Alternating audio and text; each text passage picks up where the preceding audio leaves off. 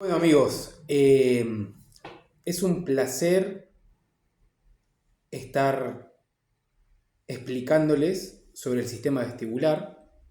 Voy a tratar de darles una noción general sobre el sistema vestibular para desmitificar todas las ideas y fantasías y cosas que se piensan respecto a este temita, que de temita pasa a ser muy importante cuando empieza a ser patológico, cuando se empieza a lesionar o enfermar.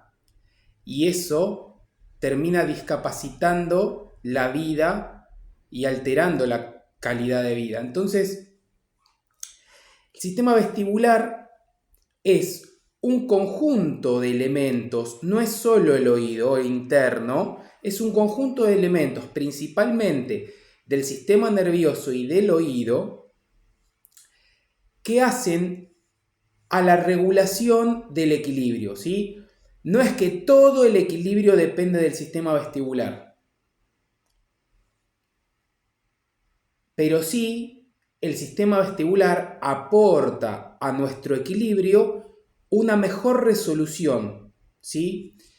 Si nosotros no tuviéramos este sistema, nuestras tareas serían en otro nivel de resolución, serían más lentas, con menos precisión, ¿bien? Ahora, corramos un poquito el sistema vestibular y hablemos un cachito de quiénes hacen al equilibrio corporal. El equilibrio corporal, como decía, no lo hace solo el oído. Lo hacen partes del sistema nervioso. Por ejemplo, el cerebelo es un órgano súper importante en el equilibrio. También lo hace el tronco del encéfalo, que relacionándose con el sistema vestibular, también tiene un montón de centros reguladores de, por ejemplo, el tono de los músculos, ¿sí? El estado de contracción muscular que permite que el cuerpo se mantenga de pie, por ejemplo. La corteza cerebral también interviene en la regulación del equilibrio, ¿sí? Entonces, los núcleos del sistema nervioso, el cerebelo, la corteza, actuando en concordancia para mantener el organismo en equilibrio. Sea sentado, estar sentado es estar en equilibrio. Equilibrio es mantener una determinada posición en el tiempo, ¿sí? Luego está el concepto de estabilidad, ¿sí? Algo es estable cuando, a pesar de los estímulos que le genero para derribarlo, se mantiene en forma o se mantiene en posición. Entonces, el sistema nervioso por sí solo puede mantener el equilibrio corporal, pero el sistema vestibular aporta una resolución más fina del equilibrio, pero principalmente la orientación en el espacio. Entonces, el sistema vestibular le informa al cerebro, ¿sí?, cómo estamos ubicados en el espacio y hace una regulación fina sobre eso, ¿sí? A partir de que uno va construyendo sus ambientes, por ejemplo, en la casa, tiene la memoria espacial de una habitación, ¿sí? El cuerpo se orienta en ese espacio y el sistema vestibular va aportando para construir esa orientación. Por eso, un concepto importante es cuando decimos que el mareo es una desorientación espacial, ¿sí? Es no saber en dónde estoy, eso es el mareo, ¿sí? Y no depende solo de este sistema, muchas veces puede ser un mareo por alguna alteración en la memoria, ¿sí? O en alguna cuestión cognitiva. Saliendo un poco del sistema nervioso, pasando más al sistema vestibular, como les decía, es un sistema de navegación, ¿sí?, y de orientación espacial. Es el que me permite mantener la dirección norte. Si yo voy para allá, es el que me permite mantener esa dirección norte, ¿sí?, diciéndole a mi cerebro cómo va mi cuerpo. Y se manifiesta no solo cuando estamos caminando, y digo esto porque se suele pensar que como altera el equilibrio lo vamos a sentir solo caminando. No. También trabaja cuando estamos sentados, también trabaja cuando estamos acostados, trabaja siempre. Cuando estamos durmiendo también está trabajando. Constantemente está informando la posición de mi cabeza y de mi cuerpo en el espacio. Al cerebro, ¿sí? ¿Y qué hace? informa, pero a la vez regula. ¿Con qué regula? Con reflejos. Con dos reflejos principales, el reflejo vestíbulo ocular y el reflejo vestíbulo espinal, que lo que hacen es que cuando yo hago un movimiento se emite un reflejo contrario que al cuerpo le dice, guarda, no te vayas tanto para allá, acomódate un poquito, ¿sí? Cuando falla este sistema, aparecen estas pulsiones que la persona se va siempre para un lado. Eso es porque está fallando ahí el reflejo vestíbulo espinal, que no está corrigiendo, ¿sí? Porque hay un lado lesionado.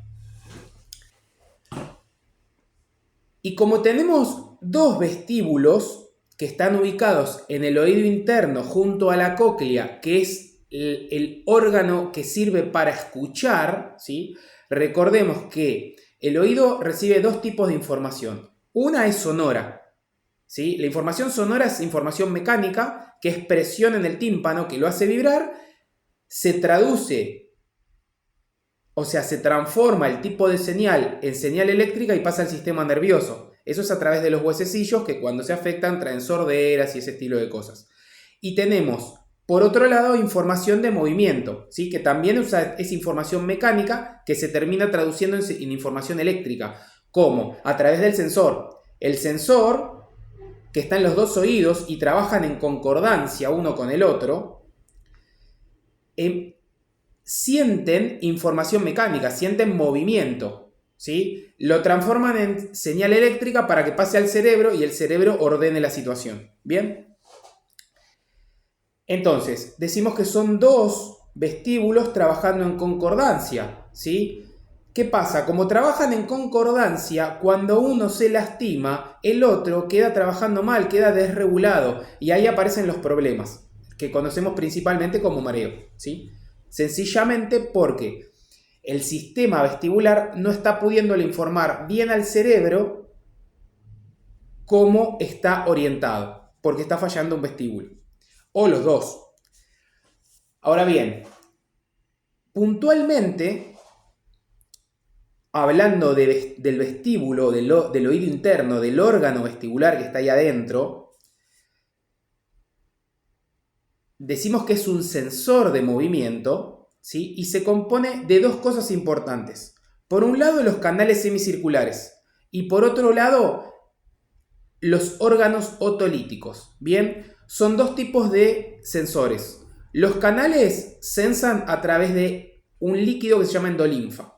Cuando el cuerpo, la cabeza se mueve, la endolinfa, como columnas hidroestáticas, están haciendo deflexionar unos sensores que están ubicados en el final del canal semicircular. Entonces, cuando se mueve, la columna de endolinfa deflexiona los sensores. Y ahí, a través de el sistema nervioso, porque hay una terminal nerviosa, se empieza a emitir la información.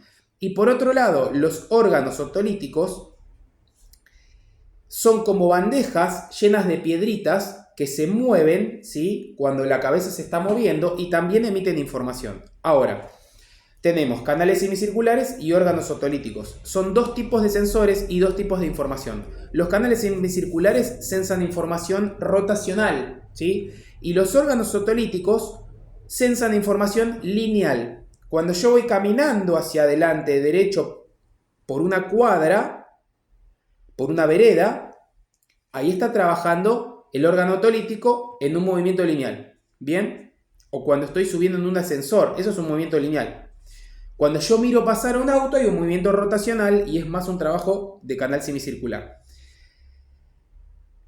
Decimos que son dos tipos de sensores y por ende, sin entrar en mucha ciencia, es lógico pensar que como son dos sensores se pueden romper, entonces ahí empieza a aparecer lo que es la patología propia.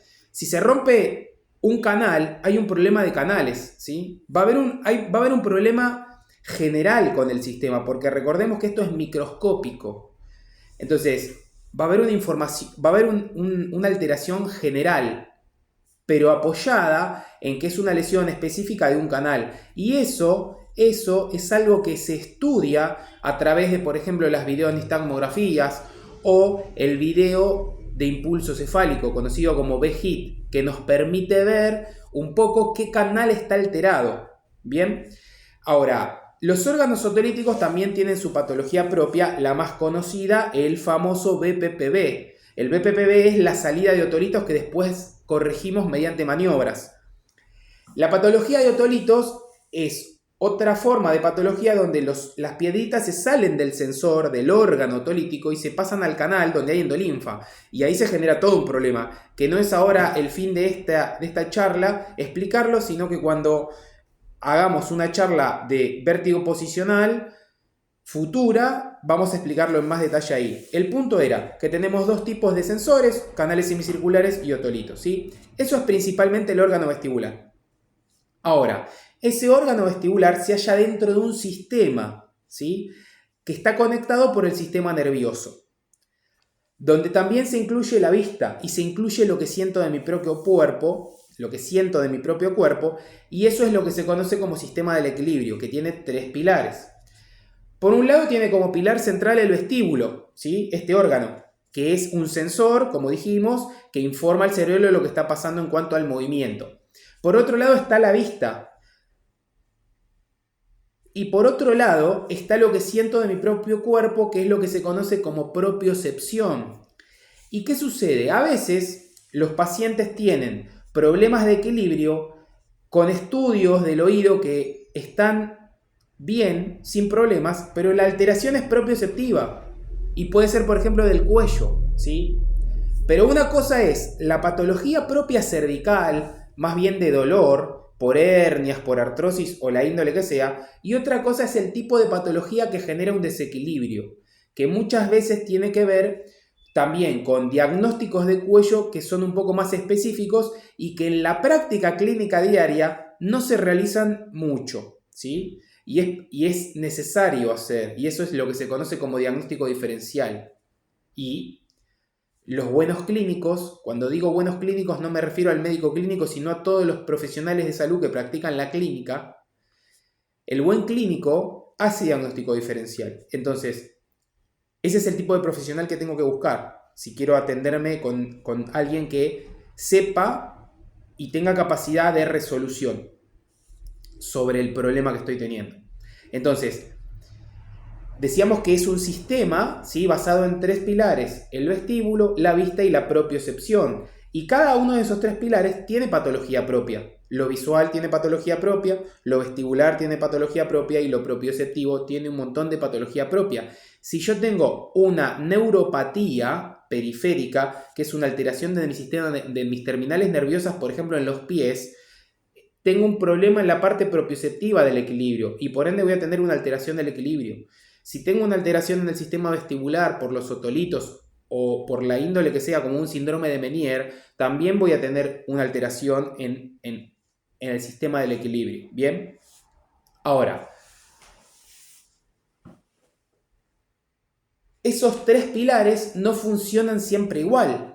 Dependiendo de cómo deambulo y en qué tipo de superficie de apoyo estoy andando, va a cambiar la forma en que se van a complementar, ¿sí? No siempre el sistema propioceptivo va a aportar la misma cantidad de información. A veces va a prevalecer el vestíbulo y a veces va a prevalecer el propioceptivo. Depende del tipo de superficie, ¿sí? Por eso es importante, ¿sí?, trabajar ciertas superficies que lamentablemente, por algunas cuestiones culturales, históricas, una parte de la población no tiene desarrollado, ¿sí?, el trabajo en cierto tipo de superficies. Entonces termina siendo la medicación de ese tipo de pacientes trabajar sobre esas superficies inestables, porque no la han podido desarrollar, porque esto es un desarrollo o un conocimiento sobre todo de los últimos años, de las últimas décadas. Entonces, la vida, hasta hace más de 2 décadas, estaba muy apoyada en lo propioceptivo o en lo visual y no tanto en la información vestibular, ¿sí? La forma de vivir que teníamos en la sociedad no estaba tan apoyada en lo vestibular como lo está ahora, donde las personas ya no caminan, sino que pretenden volar. Y eso es mucho más vestibular que lo que pasaba hace 30, 40 años, donde la persona tomaba el tren a las 7 de la mañana para ir a su trabajo en una oficina o en una gerencia o en donde sea, y volvía en el tren de las 5 de la tarde y a las 6 de la tarde estaba en su casa tomando una merienda para cenar a las 8, sin más actividad diaria que esa, ¿sí? Hoy se complejizó y la información que necesitamos para orientarnos minuto a minuto, para ordenar todas nuestras tareas, es mucho más alta en cantidad que la que se necesitaba hace un par de décadas, ¿sí? Por eso cobra lo vestibular un vuelo mucho más alto, un protagonismo que antes no estaba. Y esto responde un poco a la pregunta de por qué estas cosas son de los últimos años, que muchos pacientes preguntan. Y de hecho, sabemos por evidencia científica que este tipo de problemas vestibulares son de las grandes ciudades. Bien, y tiene que ver también con este tipo de, y cantidad, mejor dicho, de información que les estaba comentando. Ahora, vamos a mencionar un cachito, no para meternos puntualmente, pero para mencionar las patologías que se suelen dar cuando este sistema vestibular se lastima, se lesiona, y suelen ser entre 3 y 4 principales. Una es el BPPV o vértigo posicional paroxístico benigno, que es la famosa salida de otolitos, ¿sí? Esa patología se corrige los otolitos, se reposiciona, listo, camina y anda bien. Otra suele ser la hipofunción unilateral, que lo que me genera es que la información de ese oído decaiga por alguna causa, por ejemplo, bacteriana o viral, ¿sí? Y genera que ese vestíbulo funcione menos y por ende que la información empieza a estar alterada y el cerebro se empieza a marear. Como segundo, eso se rehabilita, se medica y anda bien. Después tenemos la migraña vestibular, tan importante en nuestra sociedad últimamente, donde el cerebro toma también un protagonismo muy importante porque es un cerebro por demás sensible, que entonces termina no tolerando muchas de la información sensorial como el movimiento o la información fotolumínica. Y después tenemos patologías que son más, que involucran, perdón, no son más, involucran más lo mentales como el PPPD. Mareo postural, perceptual, persistente.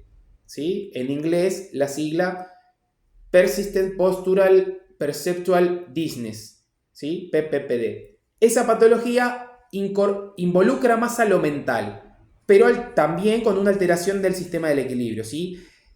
Es un poco más complicada de tratar porque no es tan específica, quizás no hay algo palpable lesionado, como por ejemplo en la hipofunción vestibular. Entonces, esas son las patologías básicas. Y también, perdón, al Meniere, al síndrome de Meniere, que es como el más difícil porque es el que todavía se cree que no tiene cura, que es una inflamación crónica en el oído, por ende que también causa, además de mareo, causa sordera. El síndrome de Meniere es una inflamación crónica donde todo se inflama, ¿sí? Y hay que tratarlo. Entonces, esas son las 4 o 5 patologías básicas propias del vestíbulo, ¿sí? Además, hay patologías, como dijimos, del sistema nervioso que me alteran el equilibrio, ¿sí? Porque me alteran lo propioceptivo también, que es donde el sistema nervioso tiene gran participación. Por ejemplo, un cuadro de cerebelo. El síndrome cerebeloso es una patología muy discapacitante porque me genera cuadros de desequilibrio mayores, que en estado severo suelen ser muy discapacitantes, de rehabilitación a largo plazo, a muy largo plazo, ¿sí? O neuropatías periféricas, donde se alteran los receptores, las terminales nerviosas, también me generan alteraciones en la forma de caminar, en la forma de mover los pies y en cómo siento. El Parkinson, ¿sí? El Parkinson que me puede generar una rigidez que no me permite moverme bien, hace que yo esté más predispuesto a perder el equilibrio. Y obviamente, todo este tipo de cosas que venimos hablando que generan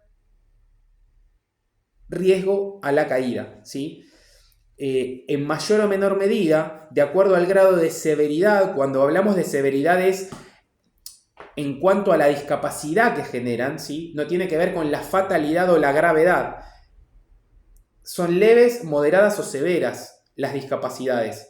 Entonces, una discapacidad severa me va a dejar sin caminar, pero no me va a matar, ¿sí?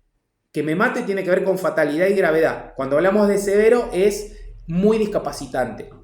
Entonces, un Parkinson o un cerebeloso severo va a ser difícil de rehabilitar. No va a ser solo una rehabilitación motora, sino que va a intervenir mucho lo psíquico, porque a la persona la invalida frente a la vida y su autovalidez, su independencia. Entonces va a tener que trabajar muchos aspectos y por eso se transforma en un ataque multidisciplinario. En lo vestibular también está lo severo, cuando hay síndromes vestibulares severos que predisponen a la caída, que generan riesgo de caída, y no solo riesgo, sino que realidad de caídas, y a veces muchas, también se transforman en casos difíciles. O por ejemplo, cuando quizás las discapacidades no son altas, no son casos severos, pero se cronifican. Cuando el problema vestibular se cronifica, es muy molesto y los pacientes lo saben. Esta charla pretende un poco estar orientada a pacientes que están empezando con este problema,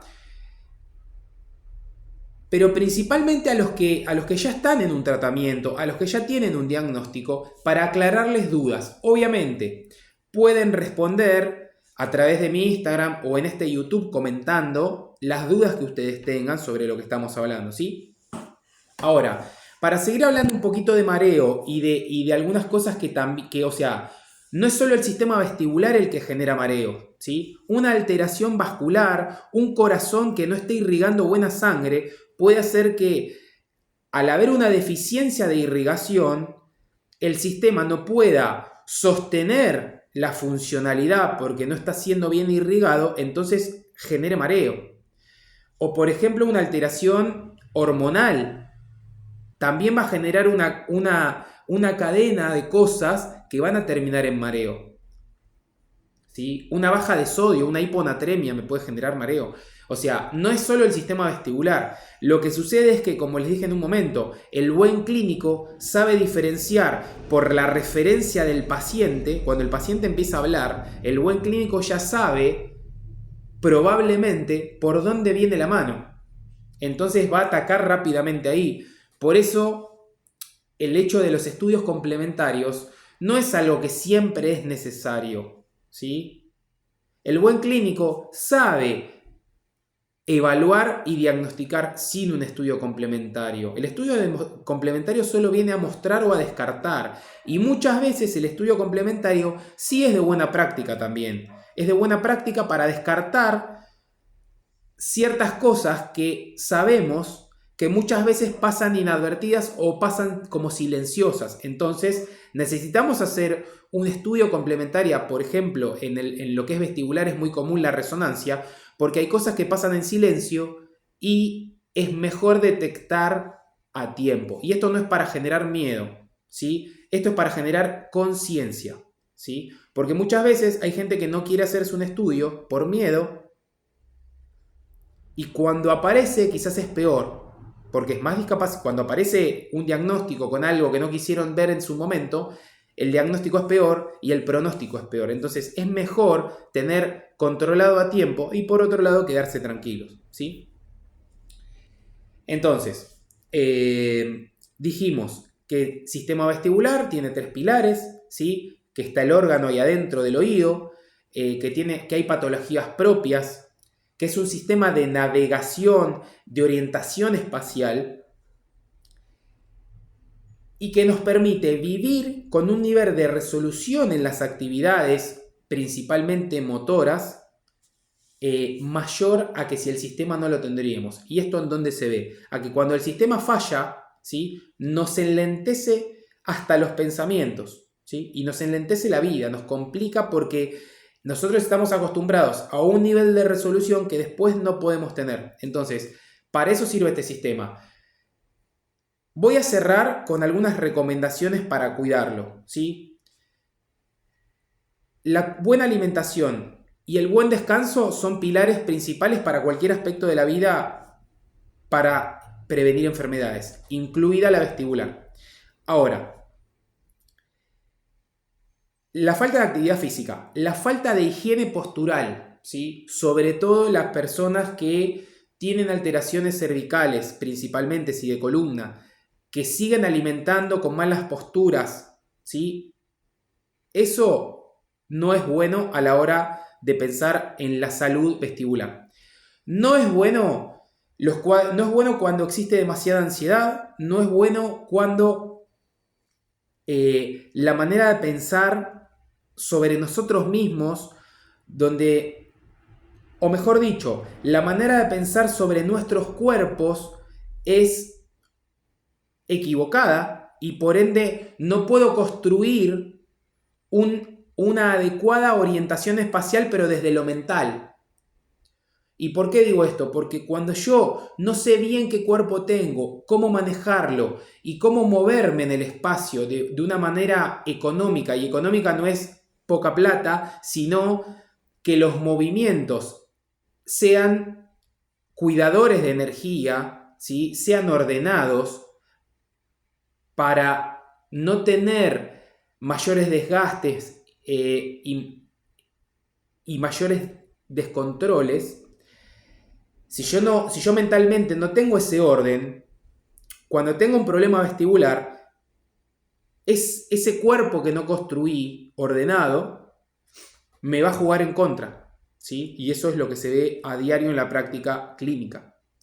Entonces, necesito tener un sistema propioceptivo bien construido, y esto lamentablemente viene desde la infancia, porque esa construcción se va haciendo, ¿sí? Y luego cuando entro a tener una conciencia que me permite ordenarme con mi cuerpo, y digo pensar en mi cuerpo y ordenarme por mi cuerpo porque nosotros no somos nuestro cuerpo es una pertenencia nuestra, nosotros somos más que nuestro cuerpo, ¿sí? Pero ese apartado dejémoslo para otra charla.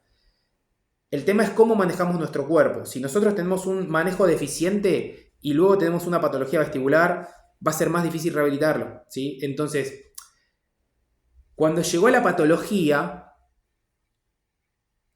ya está todo cantado. El problema es todo lo que no pasó antes de enfermarnos, antes de que mi sistema vestibular se lesionara. Todo lo que no pasó ahí, de todo lo que nos perdimos, de lo que no nos dimos cuenta y se nos pasó.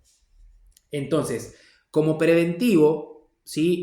Basándome en este último ítem, es bueno tener una buena conciencia corporal. ¿Cómo se logra? Con ejercicio, ¿sí? Físico, de la índole que sea. Por lo menos moverse es bueno. Después está cada caso particular qué tipo de ejercicio, pero para empezar a hablar, moverse es muy bueno.